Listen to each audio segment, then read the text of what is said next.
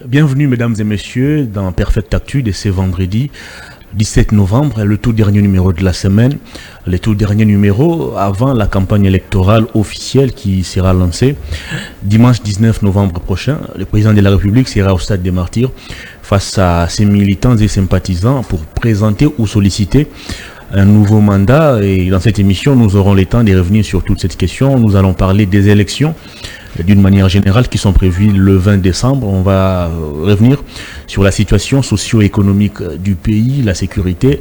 On va évoquer l'actualité dans son ensemble. J'ai le plaisir de recevoir sur ces plateaux pour la première fois Madame Rosine Kamwania, on va dire actrice politique ou acteur politique, ça dépend. Elle est de l'Union Sacrée et avec elle, nous allons développer toutes les questions liées à l'actualité. Bienvenue, madame. Merci beaucoup, monsieur Hervé. Comment allez-vous? Je vais bien, merci. Une question de curiosité. J'ai essayé de fouiller un peu dans votre CV, j'ai essayé de lire votre biographie. J'ai constaté que vous avez plus évolué dans les domaines des ressources humaines, ressources financières. Et pourquoi avez-vous décidé d'arrêter votre carrière professionnelle pour embrasser la carrière politique où il y a un peu tout, il y a à boire et à manger? Quand vous dites que j'ai arrêté, c'est trop dire. Mais dire que j'ai embrassé la carrière politique, oui, je l'accepte parce que j'aimerais me retrouver dans les instances décisionnelles. Parce que lorsqu'on a des bonnes lois, on sait amener le pays au développement. Et les bonnes lois, on les a avec les bonnes personnes, avec ceux qui sont visionnaires. Et moi, je suis visionnaire. J'ai toujours rêvé de défendre les voix de sans-voix, amener ce pays à vivre tel que le Père créateur a pensé, en nous dotant d'un pays immensément béni, avec des ressources naturelles, un grand territoire national. Et donc, quand je regarde ce qui se passe, je me dis vraiment je dois me lancer et venir au secours de mon pays. Dans un pays où les femmes préfèrent observer la classe politique de loin, les femmes préfèrent voir un peu de loin ce qui se passe au niveau de la gestion de la chose publique, d'où avez-vous tiré ce courage de dire, bon, ok, j'ai décidé d'affronter la carrière politique, il est temps que la voix de la femme soit aussi portée dans les instances où se prennent les grandes décisions. Merci. Ce courage est venu d'où? Voilà. Vous avez bien dit, les femmes aiment bien laisser parce qu'elles pensent que ce sont les hommes qui doivent le faire.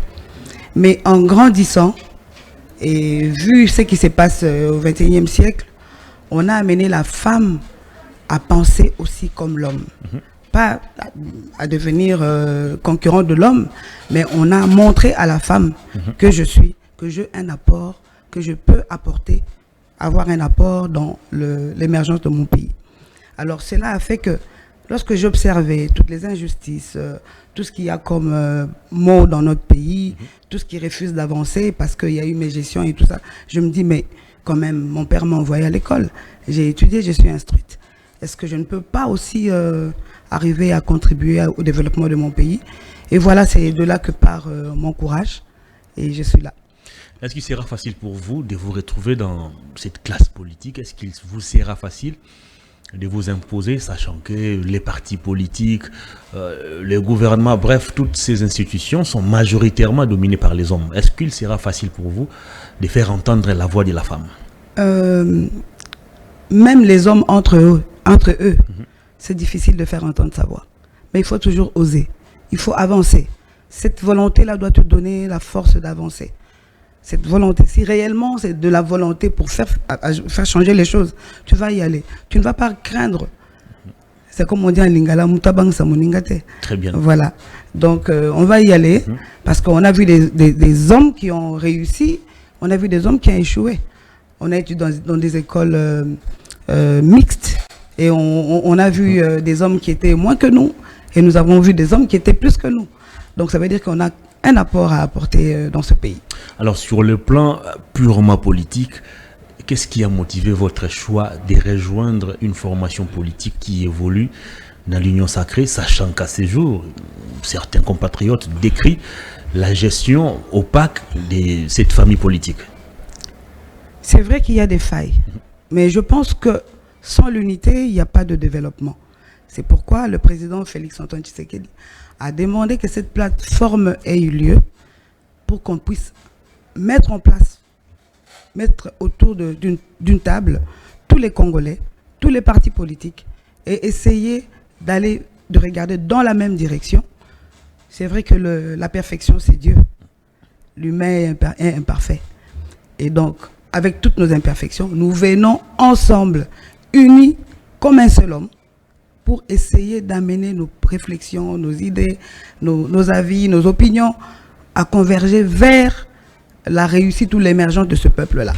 Parce que si on demeure dans les conflits, dans le refus de voir la volonté des autres ou dans le refus de voir la réussite des autres, mais on n'avancera pas, on va tourner en rond. Politiquement, vous êtes encore clean, vous êtes sans tâche. Mais pourquoi le choix d'une famille politique dont la gestion pose problème? J'ai reformulé ma question autrement. Pourquoi ne pas opter pour un parti peut-être de l'opposition qui n'a jamais été aux affaires, un parti qui n'a jamais géré, plutôt que de choisir l'Union Sacrée? Merci Hervé. Je veux dire ceci. C'est vrai que l'Union Sacrée n'est pas clean. Et je veux vous dire aussi que l'opposition aussi n'est pas clean. Mais moi, je peux vous citer un parti qui n'a jamais été aux affaires.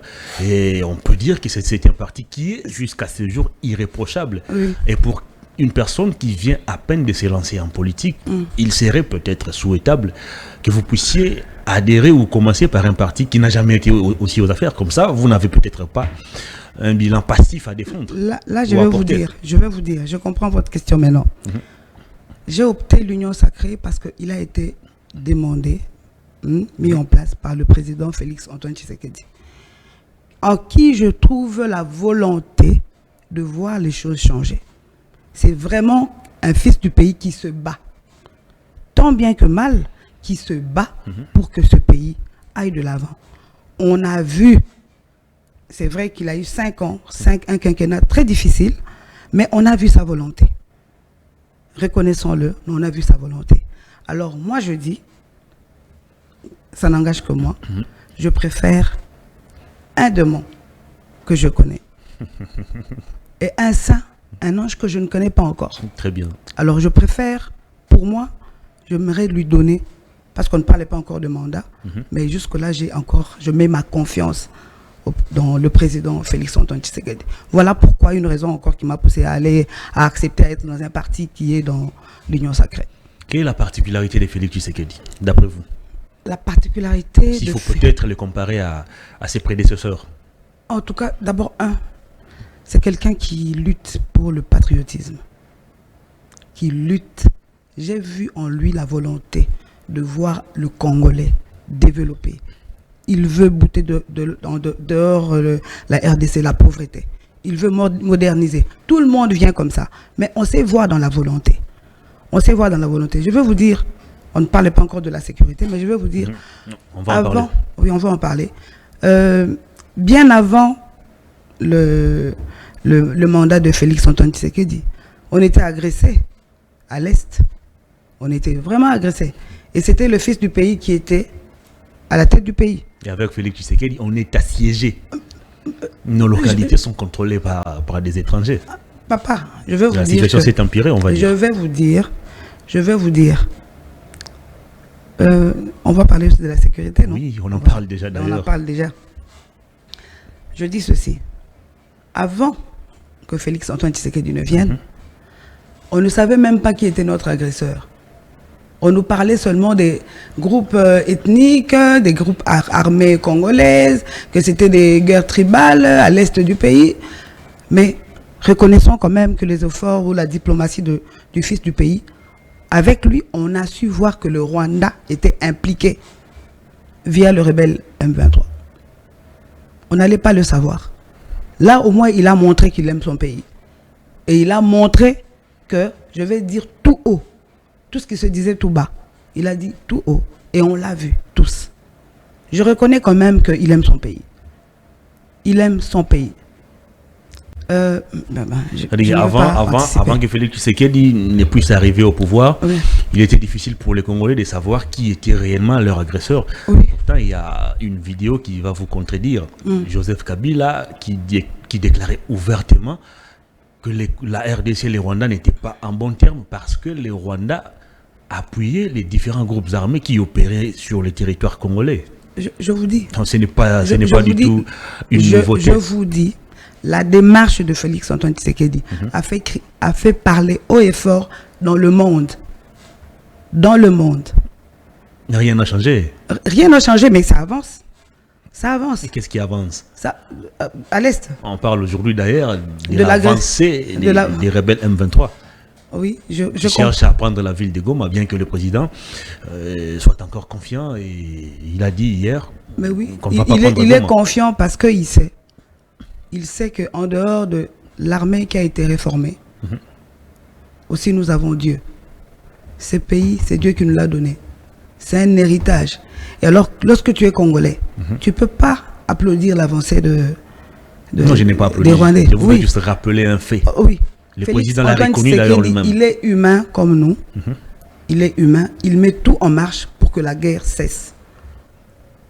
Et c'est vrai qu'il y a une main noire, des mains noires qui essayent, parce que vous savez que la guerre qui nous est imposée, injuste, cette guerre-là, c'est parce que nous avons des minerais à l'Est.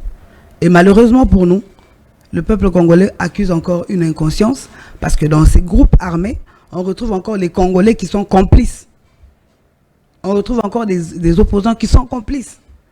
Donc c'est une guerre qu'on cherche à bouter dehors, mais qui sont encore entretenus par nous-mêmes. Donc encore une fois, le Congolais doit se réveiller et aimer son pays. Et aimer son pays. C'est comme les gens qui se réveillent le matin qui disent Mboko etikalika abate kango. Très bien. Est-ce qu'il est patriote? Est-ce qu'il aime son pays? Parce que moi je ne peux pas. Je ne peux pas le dire. Que Mboko etikalika abate ka. Bateka ka atoka bolambongo. Oh, mais côté du au revend à malam aussi, ce n'est pas dans ton pays. Vous comprenez un peu ce que je veux dire? Donc ça veut dire que reconnaissant, moi je reconnais, ça n'engage que moi. Je reconnais l'effort que Félix Antoine Tshisekedi fait comme en tant que fils du pays pour que la guerre cesse à l'Est. Très bien. Avant de revenir sur une déclaration qui a été faite hier par les présidents en rapport justement avec cette guerre, mais il y a quand même cette question qui taraude souvent l'esprit des Congolais. Il y a des rapports qui établissent noir sur blanc qu'il y a certains Congolais qui sont impliqués derrière ce qui se passe à l'Est du pays. Vous venez d'ailleurs de l'épingler aussi. Mais comment nous n'arrivons pas, que ce soit au niveau interne ou au niveau international, à mettre la main sur ces différents Congolais complices de la rébellion ou de l'insécurité dans la partie est du pays? Pourtant, ils sont bien connus, ils sont bien identifiés, et certains continuent jusqu'à ce jour de bénéficier encore de certains privilèges au niveau de l'État. Ils sont membres du gouvernement, ils sont députés, ils sont sénateurs, ils sont mandataires publics. Est-ce que c'est de la passivité ou la complicité aussi du gouvernement? Merci beaucoup, M. Hervé. Il y a ce mot-là que vous appelez, qu'on appelle diplomatie. Vous voyez, il y a des gens qui sont... Vous savez déjà que Hervé est complice. Et on attend seulement qu'on touche Hervé pour qu'il y ait une vraie guerre dans tous les domaines. Vous comprenez? C'est pour vous dire que le Congolais, je veux parler du peuple congolais. Le Congolais doit aimer son pays. Le problème réside à ce niveau-là. Le Congolais doit aimer son pays. Le Congolais à l'Est doit aimer son pays. Vous vous imaginez, toutes ces guerres tribales-là, où est-ce qu'elles vont nous amener? Toutes les guerres ethniques, où est-ce qu'elles vont vous amener? Si vous êtes opposant et que vous êtes dans un parti politique, si vous aimez réellement la RDC, vous allez vous aligner à côté de celui qui demande à ce que la guerre prenne fin. Mais comme vous ne voulez pas que cela soit mis sur un certain parti politique ou une certaine personne, et vous refusez. Vous attisez le feu pour que la guerre s'amplifie, pour que le mandat de cette personne-là soit anéanti. Donc nous devons faire un effort. Moi, je résume le problème du Congolais dans le patriotisme. Mais est-ce que nous ne sommes pas complices, madame? des rapports qui établissent noir sur blanc, des rapports qui citent même des personnes impliquées dans cette guerre. Et ces personnes sont bien connues. Mais comment nous n'arrivons pas à mettre la main sur elles? Le problème, c'est quoi? La loi, hein, la loi aime des preuves. Ah, mais comment ça? Comment l'ONU peut dresser un rapport sans avoir des preuves? La loi aime des preuves. Et quand l'ONU cite... Et même notre Parlement ici a élaboré plusieurs rapports qui identifient certains Congolais impliqués dans la guerre à l'Est. Monsieur Hervé, je pense que la justice s'en occupe. Très bien. On va évoluer. Le président de la République, dans son interview hier, est revenu de nouveau sur cette guerre qui a emporté déjà des millions de Congolais. Et cette fois, le président s'est montré beaucoup plus déterminé. Il a dit, à voir l'évolution sur terrain, il n'exclut pas qu'on puisse lever aussi l'option militaire. Parce qu'avec la diplomatie, ça donne l'impression de capoter à un moment donné. Partagez-vous l'avis d'une option militaire pour régler la guerre à l'Est? Bon, moi je suis pacifique d'abord de nature. Je n'aime pas la guerre. Et là, il s'agit de l'État. Oui, et là, il s'agit de l'État. Qui sont sauvagement assassinés et injustement d'ailleurs. Alors, moi je dirais, d'emblée, je dirais oui. Je dirais oui. Mais j'ai seulement pitié de tous nos frères et sœurs qui sont là-bas, qui vont subir. Parce que nous sommes ici à Kinshasa. Quand on nous parle de guerre, on l'entend au loin. Mais vivre ça, c'est vraiment, je ne sais pas, c'est une souffrance indescriptible. Donc quand je dis oui, je le dis avec larmes. Mon cœur pleure, parce que là, c'est sacrifié aussi. Mais qu'est-ce qu'il faut? Parce que c'est déjà ça, quand on dit on ne veut pas de guerre, et là-bas, ils tuent nos frères et sœurs. Mais je pense que la dernière option aussi, c'est on y va. Très bien. On va évoquer cette fois-ci les élections. Vous êtes attendus au tournant, vous, candidates et candidats. Le président de la République sera ce dimanche au Stade des Martyrs avec ses militants et sympathisants de l'Union Sacrée. Quel sera votre discours durant la campagne électorale? Il est certes vrai, on n'a pas encore démarré de manière officielle la campagne. Mais quel sera le contenu du message de l'Union Sacrée et de vous particulièrement face à vos différents électeurs? Ça sera un message d'espoir. Un message d'espoir parce que lorsque je parcours le quinquennat du chef de l'État, c'est vrai que j'ai parlé de sa volonté. J'ai vu ce qu'il a fait dans le domaine de la santé, la réhabilitation de l'hôpital Mamaemo, qui est un hôpital de référence. On a réhabilité ça. Et je ne sais pas encore les modalités, comment ça va se passer. Mais ce que je sais, quand même, on a remis le Congolais dans les bonnes conditions d'un hôpital. Et on a vu la construction d'un hôpital dans le camp Colonel Tchatchi. C'est déjà aussi un acquis. Et on a vu l'amélioration des salaires des médecins. C'est pas grand, hein? C'est pas grave, mais cette volonté, déjà, c'est déjà quelque chose de bien. Dans le domaine de l'éducation, on a vu ce qu'il a fait pour les étudiants. Il a doté des bus, un moyen de transport pour les étudiants, pour les déplacements d'un coin à un autre de la ville. On a vu comment il a réhabilité l'UNIKIN, il a réhabilité, les travaux sont en cours à l'UPEN, pour ne citer que cela. On a vu combien dans le domaine de l'emploi, on a mécanisé des milliers d'agents de l'État qui attendaient, c'est ce qu'on appelait communément NU, les nouvelles unités qui ont fait 10 ans, mais nouvelles unités non mécanisées. Aujourd'hui, on a mécanisé plusieurs. On a libéré les retraités. On avait des retraités dans les entreprises publiques.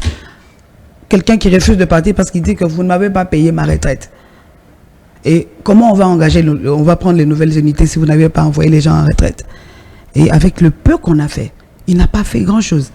Vous voyez que notre pays a vécu pendant longtemps dans un gouffre infernal. Alors, cela, quand on fait un petit acte, hein, c'est comme tu as faim, tu as vraiment faim. on te donne des biscuits. Tu vas manger, ça va te faire voir, ça va te faire croire que tu as quelque chose dans l'estomac, mais tu es encore affamé. C'est à ce niveau-là que nous sommes. Le trou était tellement profond que même une goutte, on ne sent pas. On ne sent pas. Mais il n'a pas pu travailler pendant le quinquennat entier. Il y a eu la Covid-19, qui était encore un problème. Il y a eu la guerre à l'Est qui revient à répétition et tout ça. Je ne défends pas le chef de l'État. Votre sourire le dit. Je ne défends pas le chef de l'État, mais j'aimerais quand même relever et reconnaître cet effort. Très bien. Vous allez partir devant vos électeurs avec un message d'espoir. Un message d'espoir. N'est-ce pas que les Congolais Et je pense il faut seulement voir ce qu'il a fait pour voir que avec les 5 ans, le deuxième mandat, il pourra encore faire plus. Très bien. Le deuxième mandat n'est pas un impératif. Il va aider le pays. Ça va permettre au pays de revêtir sa robe de gloire et que le Seigneur a prévu pour. Très bien. Vous évoquez déjà le deuxième mandat du président, mais s'il faut revenir encore sur son premier quinquennat, vous venez ici d'évoquer le message d'espoir. Ouais. Mais est-ce que les Congolais à ce jour ne sont-ils pas déçus ou désespérés de la gestion Félix Tshisekedi? Il y a quand même des faits qui restent encore dans la gorge des Congolais, notamment la taxe RAM, où des millions de Congolais ou des millions de dollars sont partis comme ça. On ne sait pas la destination que cet argent a pris. On parle de plusieurs détournements, francophonie, un peu beaucoup. Tilégelou, projet, merci beaucoup. Zéro trou 100 jours. Est-ce que vous aurez la tâche facile de convaincre les Congolais à vous redonner un deuxième mandat avec tout ce que je viens de peindre ici comme tableau sombre? J'aimerais dire au peuple congolais. Ça, c'est le message que j'aimerais dire au peuple congolais. Tout au début, j'ai dit, il n'y a que Dieu qui est parfait, l'humain est imparfait et les institutions humaines sont imparfaites. Alors, le Congolais et moi, ou le peuple congolais et moi, nous devons tout d'abord prier pour ce pays. Ça, c'est un point. J'aimerais dire aussi que si nous devons juger le 5 ans de M. Félix Antoine Tshisekedi, qu'il y a eu des fraudes, il y a eu des détournements, je pense que l'IGF est là pour ça. Je pense que la justice fait son travail. La justice fait son travail. C'est justement ça encore, l'impunité. Ou l'impunité qui est un cheval de bataille pour notre pays. Papa, le pays, je n'ai pas envie de dire Mboke Koufakala, non. Le président l'avait reconnu lui-même. Ah oui. Mboke Koufakala. Donc, on a des sensibilisations et des sensibilisations à faire pour relever la conscience du peuple congolais.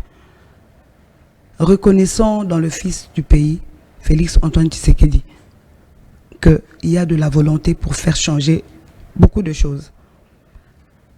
Aussi, si nous devons le juger, vous n'allez pas me dire que le détournement a commencé seulement avec Félix Antoine Tshisekedi. Non, mais en étant dans l'opposition, il savait qu'il y avait des détournements et il avait promis de lutter contre ça. Mais il est en train de lutter. Il est en train de lutter. N'est-ce pas qu'il avait promis de ramener ce pays à un état de droit? Il a promis. Après, sur terrain, c'est autre chose. Il y a des gens qui sont arrêtés de manière illégale. Il y a des gens qui sont je me rappelle encore aujourd'hui sans aucun jugement. Vous vous rappelez, il a passé un discours il y a quelque temps. Il a dit il faut que la justice se fasse bien. Il a dit il déplore ce que la justice est en train de faire. L'impulsion doit venir de lui comme chef. L'impulsion, il a donné l'impulsion. Qu'est-ce qu'il a mené comme réforme au niveau de la justice? Je vais vous dire, lorsqu'on nomme un ministre, lorsqu'on nomme un ministre, c'est le ministre qui doit faire son travail. Et lui, il donne l'impulsion. Et quand le chef constate que le ministre ne fonctionne pas selon ce qui a été dicté par lui, il fait quoi? Mais oui, il interpelle. C'est pourquoi il a interpellé. Je vous ai dit, il y a un message. Il a passé un message en disant, je ne trouve pas cette justice, je ne retrouve pas cette justice que je veux. quand vous arrêtez les gens arbitrairement, sans preuve, vous les mettez en prison et après vous les relâchez. Donc, il n'a pas compris, il dit je veux comprendre ce qui se passe. Vous vous rappelez de ce message-là quand même, hein? Je connais tout ça. Voilà, merci beaucoup. Donc ça veut dire que lui aussi il déplore ce qui s'est passé, sur le Mais est-ce que le chef déplore ou le chef agit? Le chef apporte des solutions, le chef n'est pas là pour déplorer ou constater comme un citoyen lambda. Mais oui, je vous dis qu'il apporte des solutions. Il en a apporté déjà combien? Au niveau de la justice par exemple? Mais lorsqu'il y a la réforme de l'armée, lorsqu'il a nommé encore monsieur Bemba à la tête, Jean-Pierre Bemba à la tête de la justice, ça veut dire qu'il... À la tête de la défense. De la défense, ça veut dire qu'il veut faire changer les choses. Il veut faire changer les choses. On continue encore de décrypter votre message d'espoir. Ouais. Aujourd'hui, vous êtes une femme, vous avez l'habitude de fréquenter le marché. Oui. Le panier de la ménagère, ça brûle. Les dollars qui est aujourd'hui à 2600 pour $1. Les foyers, au niveau des foyers, les gens ne savent plus manger à leur faim. Les parents ne savent plus nouer les 2 bouts du mois. Là, les fonctionnaires commencent à peine à toucher leur salaire du mois d'octobre. Nous sommes aujourd'hui déjà les 17. On a dépassé la moitié du mois de novembre. Est-ce que vous pensez que ça sera une pilule facile à avaler pour les Congolais ce n'est pas facile. Qui vont écouter votre message? Oui, monsieur Hervé, ce n'est pas facile. Parce que c'est comme j'ai dit tout à l'heure, le développement vient petit à petit. Et il faut reconnaître que jusque-là, nous ne produisons pas. La RDC ne produit pas. On ne peut pas se cacher le visage, hein. Se voiler le visage. La RDC ne produit pas. Et c'est avec la production qu'il y a amélioration de prix et il y a stabilité de monnaie. Je vais vous dire, vous allez mettre ça sur le dos de Félix Antoine Tshisekedi, mais quand je prends l'exemple de Bukangalous, par exemple, pour ne citer que celui-là, je ne viens pas accuser les gens. Allez-y, allez-y. Oui. Quand on met un grand projet comme ça en place et qui échoue, justement parce que le Congolais n'est pas patriote. Si tu es patriote, lorsqu'on te donne des fonds, ce n'est pas seulement pour Bukangalous, il y a dans plusieurs domaines, hein. L'inconscience te pousse à faire des choses. Toi, tu penses que tu te sers toi-même alors que tu mets toute une population en péril. Ça, c'est vraiment un cheval de bataille pour la RDC. Le peuple congolais doit se réveiller. Les changements que nous aimerons voir dans l'autre, il doit commencer avec nous-mêmes. C'est bien d'accuser. C'est facile pour nous d'accuser. Bassali Boété, on n'a pas fait ceci, on n'a pas fait ça. On n'a pas fait ça. Mais commence d'abord toi-même à te regarder. Le changement que tu fais, est-ce que toi-même, tu te l'es intériorisé? Ça nous manque. Pourquoi voulez-vous justifier l'échec ou le tâtonnement de votre régime? Je ne justifie par la gestion des je ne justifie du régime précédent. Je ne justifie pas. Je donnais un exemple. Aujourd'hui, il y a un fait. Oui. Il y a une stabilité de la monnaie nationale. Oui. Il y a flambé des prix sur les marchés. Oui. Vous allez évoquer des raisons. Il y a guerre à l'Est, il y a eu Covid-19, oui. L'économie au niveau mondial n'est plus stable. Mais au niveau interne, qu'avons-nous fait pour régler cette question? C'est justement ce que je disais. Je vous ai dit que nous n'avons pas produit. Et cela a pesé sur, sur notre économie. Mais les efforts sont là. Je veux vous parler par exemple au ministère de l'Agriculture. On a mis en place un ministère de l'entrepreneuriat. C'est pour aider les jeunes Congolais à ne pas être quémandeurs d'emplois, mais d'en créer. Cela aussi va diminuer. Ça sert à quoi ces ministères? Quel est ce jeune Congolais qui a déjà bénéficié de l'appui de ces ministères pour réussir son projet? C'est un jeune ministère et on a mis des structures d'accompagnement en place pour que les jeunes, pour réveiller. Maintenant, il reste, c'est au niveau de la sensibilisation. Nous, on doit comprendre. Lorsqu'on formait dans l'ancien temps, on formait des bureaucrates. Des demandeurs d'emploi. Des demandeurs d'emploi. Des gens qui attendaient les salaires à la fin du mois. Voilà. Alors que former les gens à apprendre à créer, les former à l'entrepreneuriat, ça va aider à diminuer la pauvreté, à diminuer la faim. Vous comprenez? Toutes ces formations-là sont très très indispensable pour le jeune Congolais aujourd'hui, pour le Congolais en général. Très bien. Vous êtes candidate dans la circonscription électorale de la Tchangou, je pense, c'est ça? Oui, c'est ça. Très bien. Et au niveau de la Tchangou, il y a quand même des défis à relever, notamment l'insécurité, les infrastructures et consorts. Comment vous allez vous comporter face à une dame de Kimbanseke, par exemple, qui ne sait pas manger à sa faim, ou qui va au marché, mais malheureusement, avec la flambée des prix, elle ne sait pas nourrir son foyer? Vous allez tenir quel discours face à cette dame qui, visiblement, est déjà découragée par la gestion de votre régime? Merci beaucoup. Je vais appeler cette dame-là, cette femme-là, à l'autonomisation. Elle doit être autonome, elle doit s'outiller par des formations d'entrepreneuriat, comme je viens de le dire. Si elle n'a pas de capacité pour faire tel ou tel autre métier, elle peut aussi se lancer à cela pour apprendre à se prendre en charge, à tenir sa maison aussi. Parce qu'aujourd'hui, c'est aussi une éducation à donner à la femme. Hein. La jeune fille pense que c'est l'homme qui va tout faire et elle s'emballe comme ça, elle devient malheureuse parce que l'homme a pensé à aller ailleurs ou l'homme n'a pas pris soin d'elle comme elle s'y attendait. Alors, pour cela, il faut demander à la femme de prendre conscience qu'elle doit s'outiller, qu'elle doit avoir des outils, elle doit s'armer pour attaquer cette vie, pour avancer aussi, avoir le nécessaire pour avancer dans son commerce. Ne plus faire le commerce vaille que vaille, tu viens, tu mets l'arachide et tu ne sais pas. Non, elle doit être formée. Comment épargner, comment faire la différence entre le capital, l'intérêt et tout ça. Ça, c'est aussi comment vendre. Aujourd'hui, je vois, vous avez vu, il y a quand même une avancée. Avant, les femmes venaient, on met la braise par terre et dit, il y a 500, on lui donne des 500. Maintenant, on apprend, un sac doit me sortir 200 000. Et donc, je mets des sachets et je sais. Donc, c'est comme ça. La femme, je dois dire à cette femme-là, c'est vrai qu'on n'a pas pu avancer, mais on a besoin d'elle. On a besoin d'elle, qu'elle prenne conscience qu'elle a aussi un apport à faire, à apporter dans ce pays. Merci beaucoup. 5 ans durant, visiblement, le régime Tshisekedi n'a pas réussi à donner à la République une politique sécuritaire stable qui garantit à tous la protection. On parle aujourd'hui, on parle depuis toujours du phénomène Kuluna. On a parlé il y a peu du phénomène kidnapping. Il y a eu un procès qui avait été organisé. Il y a eu des condamnations. S'il faut parler justement de votre district de la Tchangou, les sécurités bas sont pleines. Quand vous êtes à Massina, quand vous êtes à Kimbatseke, à Ndjili, c'est pratiquement tous les jours quand vous suivez les médias qu'on présente des Kuluna, qu'on présente des bandits qui ont été arrêtés dans ces districts. Comme député ou candidate députée, que pensez-vous de ces phénomènes? Ce phénomène est déplorable et vraiment mon souhait, mon désir, c'est que ça prenne fin. Ça prenne fin.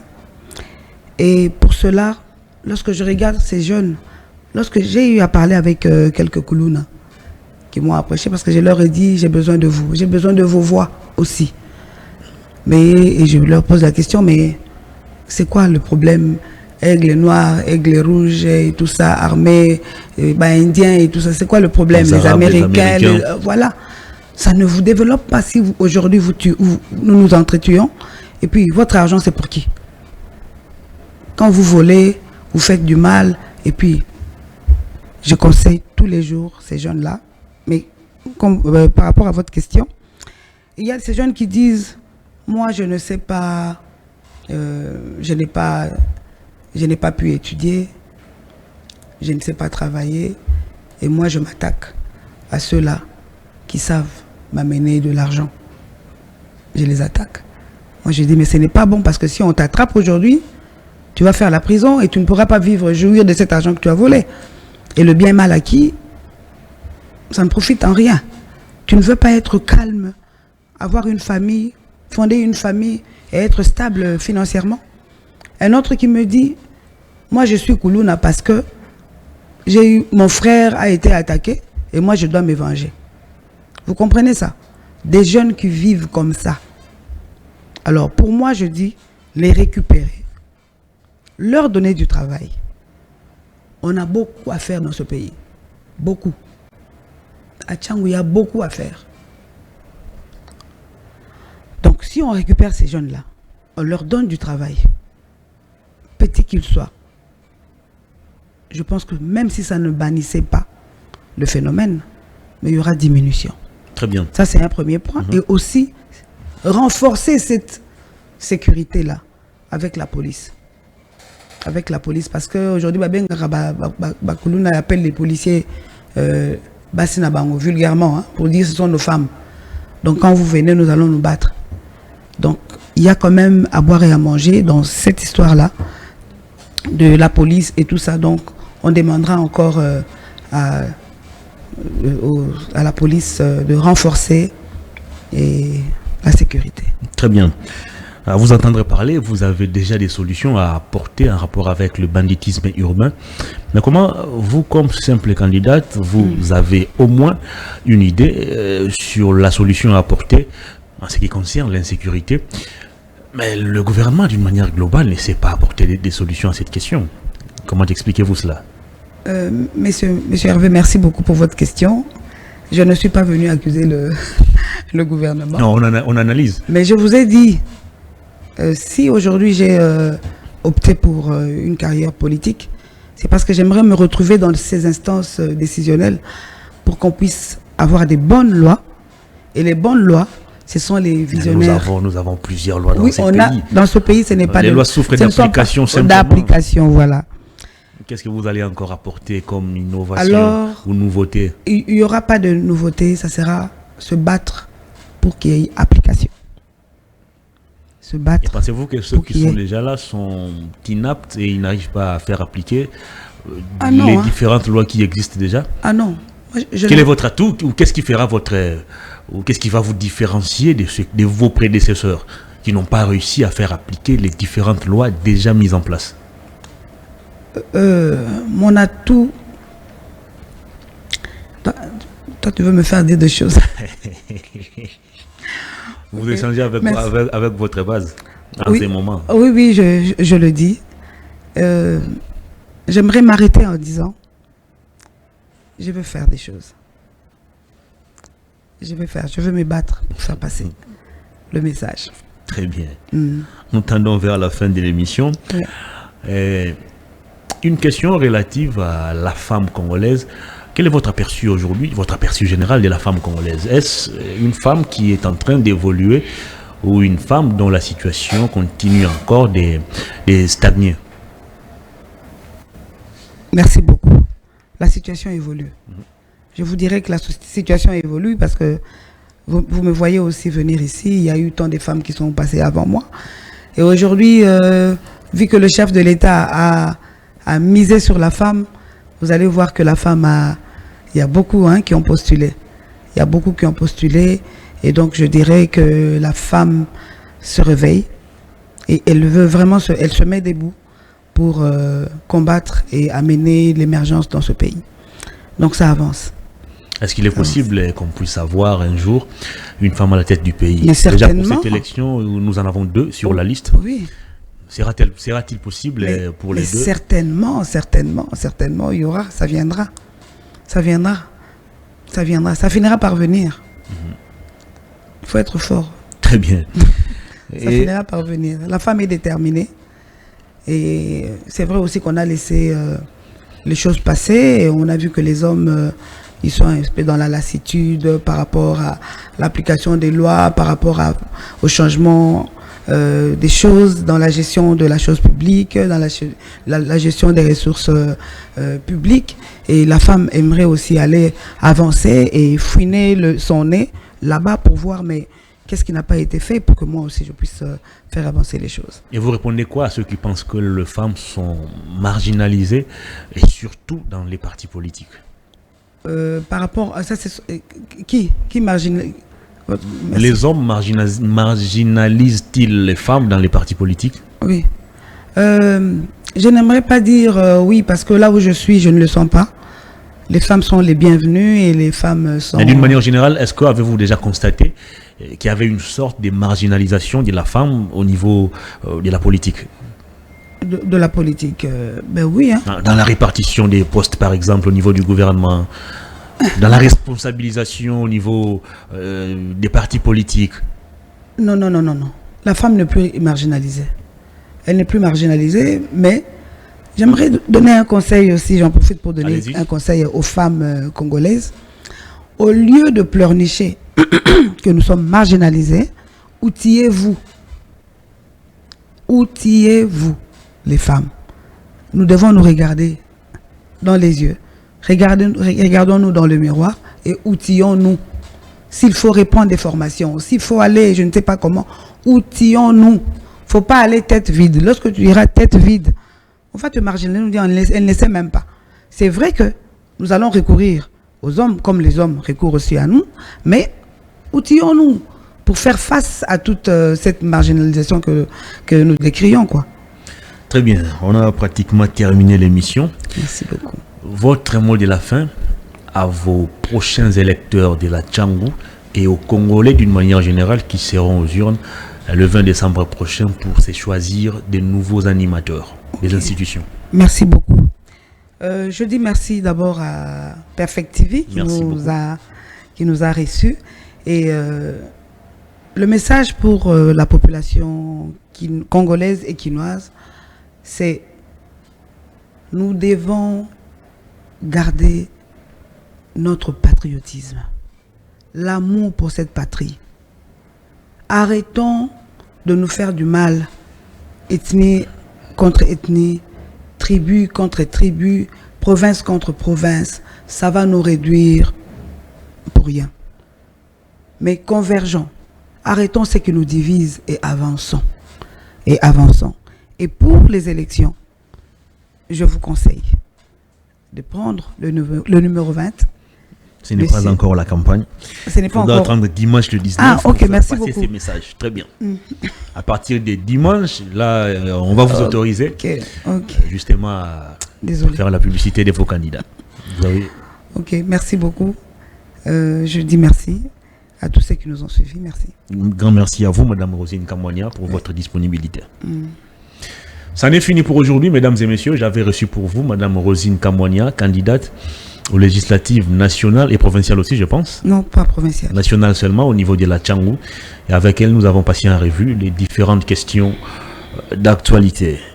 Grand merci à toute l'équipe technique et un message aux candidats députés nationaux, candidats députés provinciaux, candidats conseillers communaux, candidats présidents de la République. À vous tous qui cherchez peut-être à vendre votre offre ou vos différentes offres politiques, ce plateau est disposé pour vous recevoir. Contactez-nous au numéro qui est affiché au bas de votre écran. Nous allons vous recevoir et vous aurez la possibilité d'interagir avec vos électeurs. Au revoir. D'ici là, portez-vous bien.